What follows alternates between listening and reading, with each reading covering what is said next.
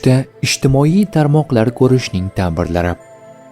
Tushda ijtimoiy tarmoqlarda post yoki selfie joylashtirish, layklar va izohlarni ko'rish bu sizning o'zligingizni boshqalarga ko'rsatish, e'tibor olish va jamiyatdagi o'rningizni bilish istagingizni bildiradi. Agar tushingizda postlar salbiy izohlar olgan bo'lsa, bu ichki xavotir, tanqiddan qo'rquv yoki o'zni past baholash belgisi bo'lishi mumkin.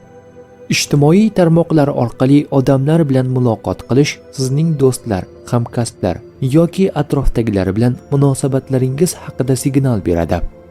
Agar tushingizda bloklangan, e'tiborsiz qoldirilgan yoki gaplasha olmayotgan bo'lsangiz, bu real hayotdagi munosabatlarda tushunmovchiliklar yoki ajratilganlik belgisidir. Ijtimoiy tarmoqdagi xabarlar, yangiliklar yoki trendlarni ko'rish bu sizning hayotdagi voqealar, yangiliklar va qarorlar bilan tezroq bog'lanish istagingizni bildiradi. Agar tushingizda noto'g'ri yoki yolg'on ma'lumot ko'rsangiz, bu aldanish yoki ehtiyotkorlik zarur ekanligini bildiradi.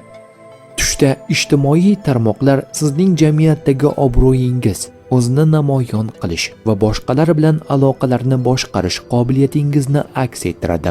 Shu bilan birga bu tush sizni haqiqiy hayotdagi e'tibor, o'zlikni qadrlash va ijtimoiy stress bilan ishlashga chaqiradi.